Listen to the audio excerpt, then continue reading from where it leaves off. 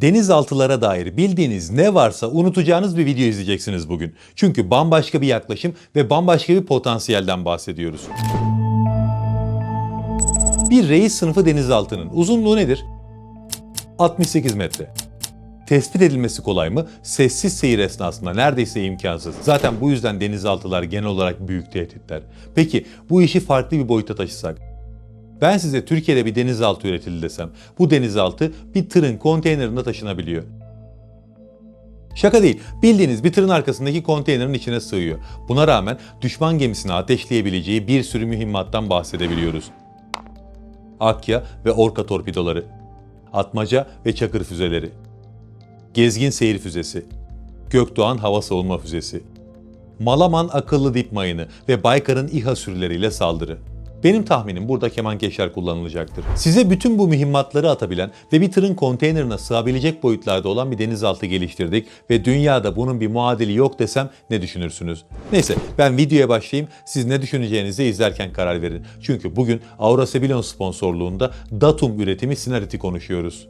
Türkiye'nin lider su arıtma markası Aura Sebilon Unique sunar. Sinarit, Datum'un geliştirdiği çok amaçlı mini denizaltı projesinin insansızlaştırılmış ve modülerlik seviyesi arttırılmış bir versiyonu. Sinarit'in tasarım felsefesi su altı kamyoneti olarak adlandırılıyor. Çünkü bu araç sabit bir silaha sahip değil. Arkasına takılan farklı kasa veya modüllerle her türlü göreve hızlı şekilde adapte olabiliyor. Denizaltı çalışmalarında içinden insan faktörünü çıkardığınız zaman aslında çok fazla alan kazanıyorsunuz. Çünkü yaşam alanı ihtiyacı ortadan kalkıyor. Hava temizleme sistemleri, yiyecek depolama sistemleri gibi birçok sistem ve alan artık ihtiyaç dışı oluyor. Tabii böyle olunca insansız denizaltı çalışmalarında çok büyük bir hareket alanı ortaya çıkıyor. Mesela Sinarit için bu bölümlerin çıkarılması 3.8 metre uzunluğunda modüler yük bölmelerinin eklenmesini sağladı. 3.8 metre bir denizaltı için çok büyük gelmeyebilir ama bu denizaltının boyutlarını düşünürseniz gerçekten çok büyük. Hatta bu noktaya gelmişken kısaca Sinarit'in özelliklerini bir özetleyelim.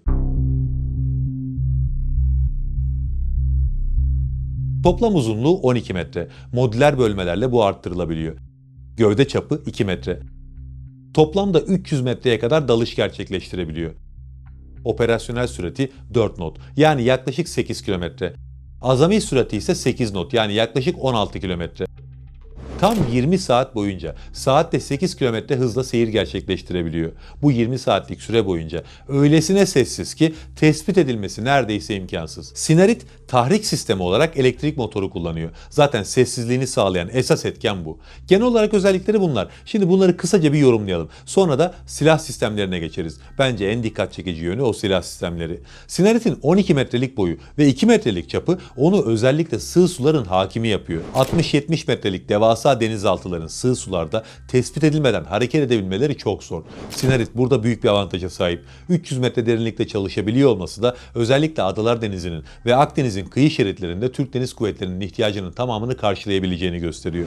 Az önce söylediğim gibi elektrik motoru ve özel tasarım 7 kanatlı pervanesi sayesinde aracın akustik izi minimize edilmiş durumda. Bu sayede sonarlar tarafından tespiti neredeyse imkansız. Ama esas devrimsel özellikleri bunlar değil. Devrim niteliğinde iki önemli yönü var. Birisi lojistik esneklik, birisi de modüler faydalı yük kapasitesi yani taşıyabildiği silah ve sensörler. Öncelikle lojistik esneklik kısmına odaklanalım çünkü bu bizim daha önce tecrübe ettiğimiz, gördüğümüz, bildiğimiz bir esneklikten çok daha fazlası. Hatta dünyada bu lojistik esnekliğin bir muadili henüz yok. Klasik denizaltılar sadece tersanelerde veya özel vinç sistemlerine sahip limanlarda suya indirilebiliyor. Sinarit ise bu konuda modern orduların ihtiyaç duyduğu hız ve çeviklik kriterlerine tam uyum sağlıyor. Hatta şöyle söyleyeyim bu konu daha iyi anlaşılır.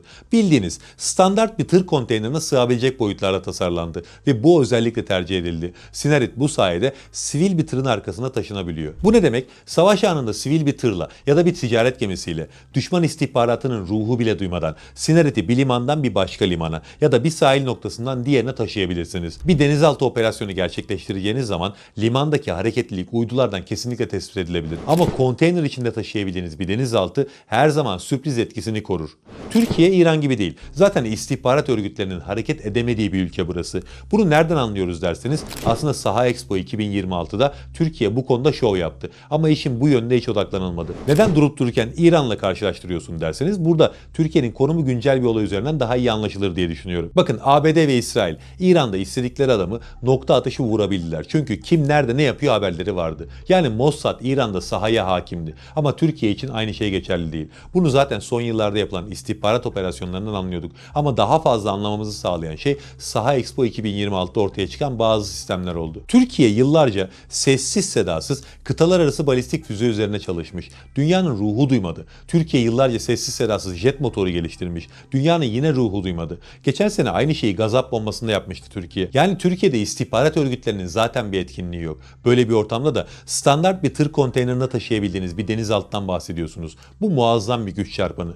Bir diğer önemli yönü de şu. Sinarit, Türk Hava Kuvvetleri envanterindeki A400M nakliye uçaklarıyla da taşınabiliyor. Bu ne demek? Türkiye'nin Mavi Vatan sınırlarının çok ötesinde bir su altı gücüne sahip olması demek. Hatta daha iyi anlaşılsın diye şöyle söyleyeyim. Türkiye'nin Libya, Somali veya Basra Körfezi gibi bölgelerde birkaç saat içerisinde denizaltı konuşlandırabilmesi demek. Bu dünyada çok az ülkenin sahip olduğu bir yetenek. Düşünün, siz Somali'de Türkiye'nin sondaj gemisine saldırı planlıyorsunuz. Türkiye bunun istihbaratını alıyor. Daha siz yoldayken o bölgede varlığından bile haberdar olmadığınız bir denizaltı sizin savaş geminizi batırıyor. Böyle bir ihtimalin varlığı bile caydırıcılık açısından yeterli. Tabi caydırıcılık deyince aklına ne geliyor? Silah sistemleri. Sinarit 12 farklı faydalı yük taşıyabiliyor. Yani bu tek platform bir donanmanın bütün sualtı ihtiyaçlarını karşılayabilecek potansiyele sahip. Bu bahsettiğim farklı faydalı yükler de sahada hızlıca konfigüre edilebiliyor. Peki Sinarit düşman gemilerini hangi silahlarla vurabilir? Şu an ona odaklanalım. Öncelikle bu insansız mini denizaltı 2 adet Akya ağır sınıf torpido ya da 6 adet Orka hafif sınıf torpido taşıyabiliyor. Akya 50 kilometrenin üzerinde menzile sahip. Orka ise 25 kilometrenin üzerinde. Akya dünya üzerinde bir gemiye atabileceğiniz en güçlü torpidolardan biri. Vurduğu zaman bir fırkateynin ya da başka bir büyük savaş gemisinin hayatta kalma şansı yok. Orka yine belli başlı şartlar bir araya geldiğinde büyük gemiler için bile öldürücü bir platform. Ama daha çok hücum botlar, korvetler ya da küçük lojistik gemiler için ölümcül diyebiliriz. Büyük gemilerde esas hedefi bu gemileri hareket edemez hale getirmek ki bunu da başarabilir. Yani Sinarit'in taşıdığı 2 torpido da düşman gemilerine kabus yaşatabilecek potansiyele sahip. Bunun dışında bir de atmaca ve çakır füzelerini taşıyabiliyor. Atmaca 250 kilometrenin üzerinde menzile sahip. Çakır ise 150 kilometrenin üzerinde. Özellikle atmaca gemisi ağır füzesi su üstündeki gemileri kolaylıkla savaş dışı bırakabilir. Böyle bir potansiyel. Bunlar dışında yerli Tomahawk olarak adlandırılan Gezgin seyir füzesini de taşıyacak. Gezgin, Türkiye'nin geliştirmekte olduğu uzun menzilli bir seyir füzesi. 1000 kilometrenin üzerinde menzili var ve çok alçak irtifadan uçtuğu için tespiti çok zor. Sadece birkaç Gezgin füzesi atışıyla bir askeri havalimanını uçak kalkamaz hale getirebilirsiniz. Öyle bir potansiyele sahip. Deniz üstündeki ve karadaki hedeflerin dışında Sinarit, havadaki hedeflere karşı da savunma yapacak. Bunun için de Gökdağ füzesini kullanacak. Bu füzeyle özellikle deniz karakol uçakları veya denizaltı harbi helikopterlerine karşı etkili olacağını söyleyebiliriz. Yani deniz üzerinde hava hedeflerinin hiçbiri artık güvende olmayacak. Bununla da bitmedi. İleride adından çokça bahsedeceğimizden emin olduğum bir dip mayınını da taşıyabiliyor. Malaman akıllı dip mayını. Malaman geleneksel mayınlardan çok farklı. Hedefini tanıyor ve seçebiliyor. Uzaktan bile hedef geminin tipini ses imzasından tanıyabiliyor. Dost düşman ayrımı yapabiliyor. Uzaktan kontrol edilebiliyor. Ya da belli bir süre sonra kendi kendini imha edebiliyor. Yani gerçekten akıllı bir mayın bu. Ve Sinarit 12 adet malaman dökme kabiliyetine sahip. Birkaç Sinaritle aynı anda mayın dökme faaliyeti gerçekleştirdiğinizde Adalar Denizi'nde istediğiniz herhangi bir bölgeyi kapatabilirsiniz. Bu öyle bir potansiyel. Bunun dışında bir de saldırı odaklı devam edersek Baykar'ın İHA sürüleriyle saldırı potansiyelinden bahsedildi. Yani Baykar üretimi dronları fırlatabiliyor dendi. Ama hangi dronları fırlatacağını bulamadım. Yani böyle bir bilgi henüz yok. Platforma baktığımızda ise aklıma gelen tek şey Kemankeş mini seyir füzesi oldu. Muhtemelen Sinarit Kemankeş sürüsüyle sürpriz saldırı kabiliyetine de sahip. Taşıyabildiği faydalı yükler sadece silahla sınırlı değil. Bir de sensör paketleri var. Mesela Aselsan mercan. Su yüzeyini gözetlemek için geleneksel periskopları kullanmıyor bu. Aselsan üretimi mercan yüz sistemini kullanıyor. Bu sistem termal kamera, gündüz kamerası ve kızılötesi kamerasıyla her türlü deniz koşulunda kesintisiz gözlem yapabiliyor. Bütün bu sensörlerden gelen verileri birleştirip Operatörü tek bir net görüntü sunuyor. Yani su üstü hedeflerini yerini hiç belli etmeden tespit edebiliyor. Bu özellikle torpido fırlatacağı zaman falan çok önemli bir yetenek. Bunun dışında bir de Meteksan tarafından geliştirilen sentetik açıklıklı sonarı kullanıyor. Bu sonar kumun altına gizlenmiş mayınları bile tespit edebiliyor ve burası çok önemli. Sinerit'in içinde uzaktan kumandalı araç sistemleri var. Sinerit bunları kullanarak tespit ettiği o mayınları imha edebiliyor. Ya da isterse bu robotlarla su altı kablolarını kesebiliyor. Yani hangi açıdan bakarsanız bakın Türk Deniz Kuvvetleri inanılmaz bir potansiyel kazandı. Düşünün ABD ile İsrail İran karşısında Hürmüz Boğazı'nı nasıl pervasız şekilde kapatabilmişti. Aynısını Türkiye'ye karşı yapmaya çalışsalardı ve bizim elimizde 40-50 adet Sinerit olsaydı sizce ne olurdu? Ben size cevap vereyim. Birkaç gün içerisinde bölgeden çekilmek zorunda kalırlardı. Özellikle Akya torpidosuyla bir iki önemli gemilerini kaybettiklerinde orada bekleme şansları kalmazdı. Ki zaten elinizde, envanterinizde Sinerit gibi bir sistemden bolca varsa düşman başına gelebilecek olanları bildiği için sizin denizlerinizi, boğazlarınızı kapatmaya teşebbüs bile edemez. Yani böyle sistemlerin aslında sadece envanterdeki varlığı bile düşmanı caydırmaya yeterli. Dünyada bir rakibi var mı derseniz aslında yok. Rakip olarak karşısına koyabileceğiniz bir tek Boeing tarafından geliştirilen Orca denizaltısı var. Ama o da bizimkiyle kıyasladığımızda 2 katından daha büyük bir platform. Yani tam olarak aynı şey değil. Sinerit küçük ve bu küçük boyut denizlerde çok büyük avantaj. Düşünün ki Reis sınıfı bir denizaltının 68 metrelik boyuna rağmen denizde tespit edilmesi çok zor. Biz burada 12 metrelik ve dahası elektrik motorlu bir platformdan bahsediyoruz. Bunun tespit edilebilmesi imkansıza yakın. Mühimmatların kaçış yok bölgeleri vardır. Yani o noktadan sonra tespit ettiğinizde artık o mühimmattan kurtulma şansınız neredeyse hiç yoktur. İşte Sinerit düşman gemilerine kaçış yok bölgesine gelene kadar yaklaşabilir ve sonrasında ateşlediği mühimmat %90 ihtimalle hedefini bulur.